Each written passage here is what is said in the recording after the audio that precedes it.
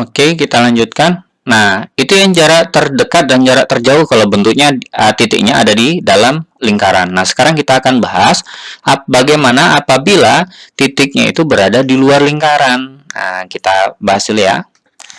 Titiknya itu berada di luar lingkaran. Misalkan beginilah.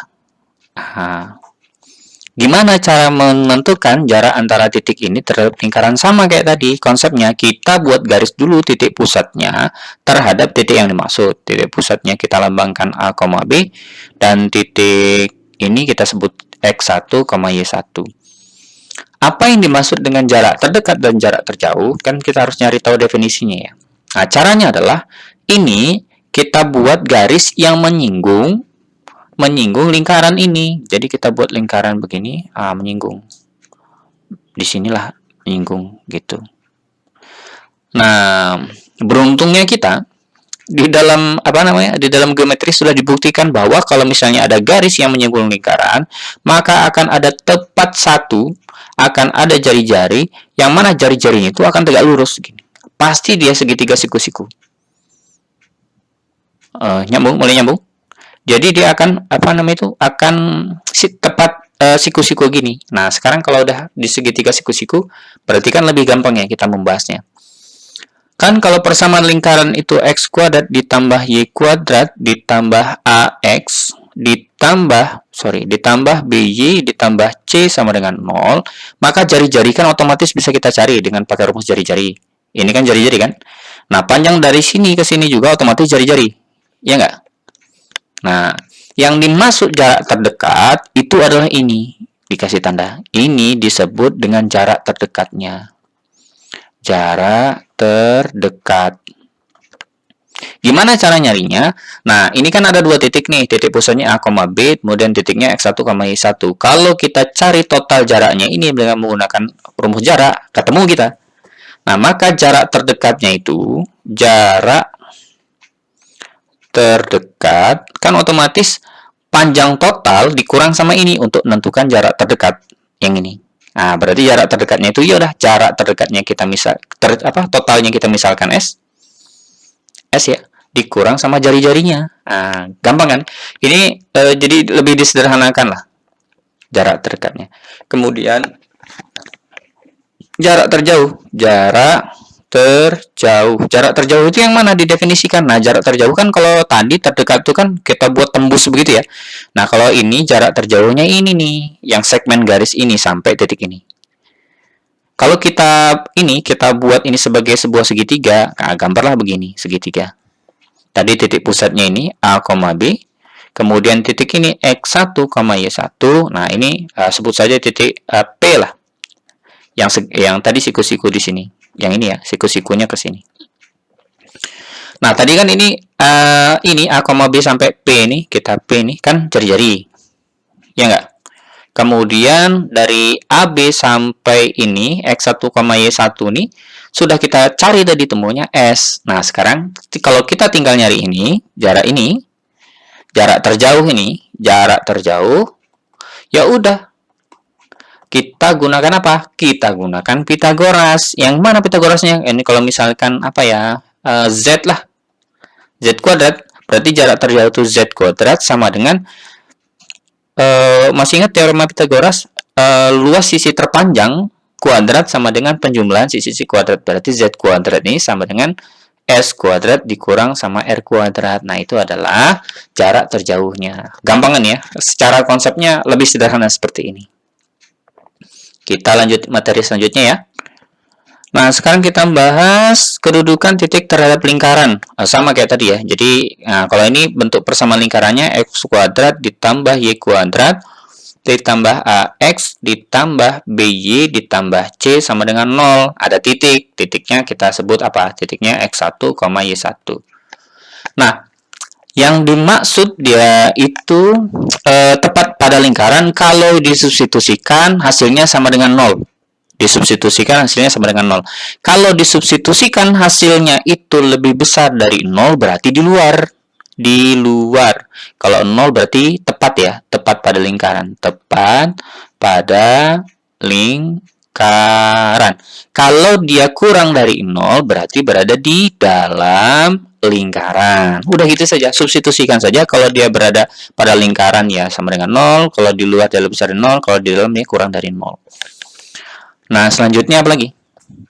Kedudukan titik pada kedudukan garis pada lingkaran. Oh ya, oke. Gini, jadi ya berarti kan ada lingkaran, ada garis. Nah, ada 3 kondisi. Pertama, garisnya itu berada di luar ini, tidak memotong dan tidak menyinggung. Menyinggung, kemudian memotong. Apa bedanya memotong dan menyinggung? Kalau memotong itu di 2 titik, menyinggung di 1 titik. Gitu ya. Yang penting jangan sampai menyinggung hati ya. Oke, kita lanjutkan. Nah, bagaimana kita bisa menentukan apakah lingkaran dan garis itu kondisinya bagaimana? Apakah dia tidak memotong dan tidak menyinggung? Apakah dia memotong atau dia menyinggung?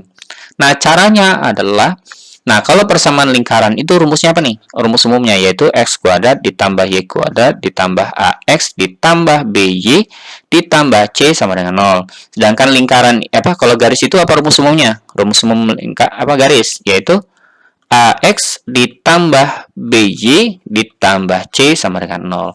Nah, ini kita buat menjadi gini nih. Kalau misalnya ada 2x ditambah 3y dikurang 3 sama dengan 0. Ini kita ubah menjadi 3x sama dengan min 2x ditambah 3, kemudian y sama dengan min 2x ditambah 3 per 3.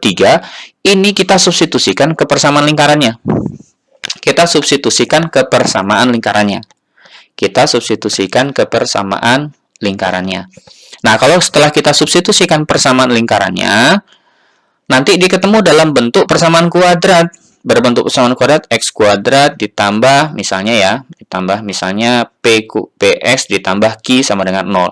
Nah, diskriminannya inilah yang menentukan. Kalau diskriminannya itu lebih besar dari 0 berarti dia menggantung begini. Kalau diskriminannya sama dengan 0 berarti dia menyinggung. Kalau kebalik ya, kalau diskriminannya lebih besar dari 0 berarti dia memotong, memotong. Kalau sama dengan 0 dia menyinggung. Kalau diskriminannya kurang dari 0 berarti dia menggantung. Menggantung lah begitu menyebutnya. Oke ya. Oke. Oke, ini yang terakhir, persamaan garis singgung lingkaran. Kalau pusatnya 0,0 dan jari-jarinya R. Nah, kalau persamaan lingkaran misalnya gimana tuh? Persamaan lingkaran x kuadrat tambah y kuadrat sama dengan r kuadrat. Nah, titik singgungnya itu, jadi ada lingkaran lah begitu, ada titik singgung. Ada jari-jari kan? Nah, kita buat persamaan garis singgungnya itu melewati titik yang dimaksud. Nah, titiknya itu kita simbolkan x1, y1. Ya udah, ini substitusikan sini. Diingat ya, kalau persamaan garis singgungnya bentuknya begini tuh, berarti kan kuadrat. Ingat, kuadrat itu kan berarti x kali x. Y kuadrat itu y dikali y sama dengan r. Tapi ganti satu gini. Nah, substitusikan ini ke situ. Nyambung? Nyambung ya. Jadi substitusikan saja titiknya ke situ. Contohnya gini. Misalnya x kuadrat ditambah y kuadrat sama dengan r kuadrat sama dengan 25. Di titik singgungnya itu, titik singgungnya berapa ya? Titik singgungnya misalnya 3,4. Nah, ini udah substitusikan aja. Berarti x dikali s, kalau kuadrat ingat ya, ditambah y dikali y sama dengan 25. Salah satunya ganti 1. Substitusikan jadi x dikali 3 ditambah y dikali 4 sama dengan 25. Berarti persamaan garis singgungnya 3x ditambah 4y sama dengan 25. Udah gitu doang. Gampang kan? Jadinya substitusikan saja. Nah, selanjutnya persamaan garis singgung dengan pusat A, B dengan jari-jari R. Nah, pusat A, B itu gimana? Ada 2 ya. Kalau dia misalnya gini, x kuadrat ditambah y kuadrat ditambah ax ditambah by ditambah c sama dengan 0. Maka ini persamaan garis singgungnya kalau di titik x1, y1, diingat kalau kuadrat itu ya, kan x kali x ditambah y dikali y. Nah, karena dia itu nggak ada kuadratnya, diingat bahwa x ditambah x bagi 2 gitu. Ini kali a ya. Kemudian ini juga sama, yaitu b dikali, kita lanjutkan nanti ya.